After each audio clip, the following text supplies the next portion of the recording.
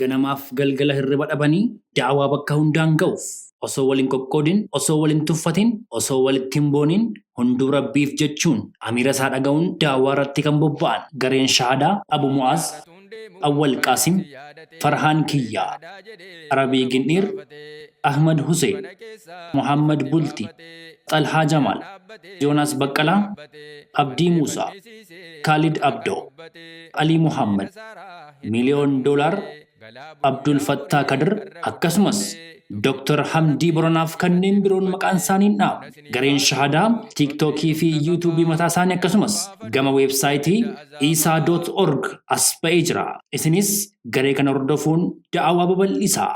Garee shahadaa.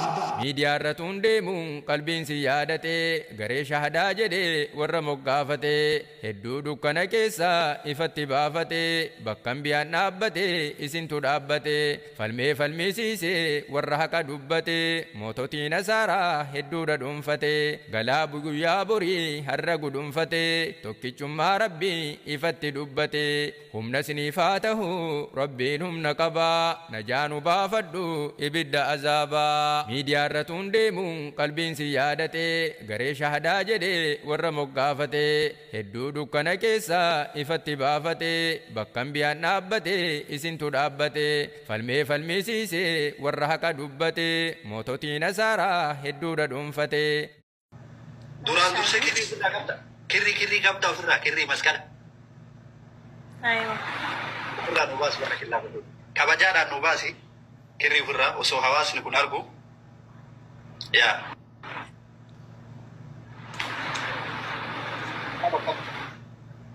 Hawaasa koo takkatti. Kabajamaan achi kaa'ee bara killaa fi itti seenaa baabaati.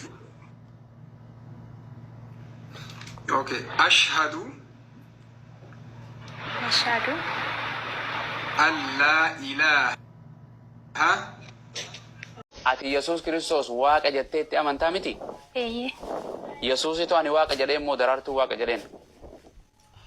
Waaqummaa isaas nan beeka, namummaa isaas nan beeka. San siin jenne daraartuu yoo boqonnaa na kannite malee. Annaayi kisiin hin jenne bara. Wangeela keessa siitu Yesuusin daraartuu Yesuus waaqa kiyya jedhe moo Yesuustu an waaqa keeti siin jedhe?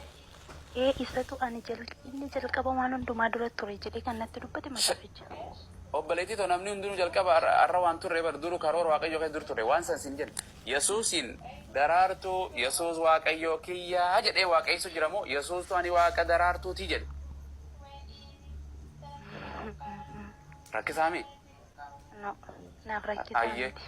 Okay, isaatu ani waaqa jedhe moo isaatu ati Yesuus Kiristoos isaatu ani akka jedhu Yesuus wangeela keessatti ani ofii kooti gartee dhugaa hin ba'uu jedhe kan dhugaa naa ba'uu jira jedhe waaqayyo abbaatu Yesuus waaqa waaqessaa jedhe.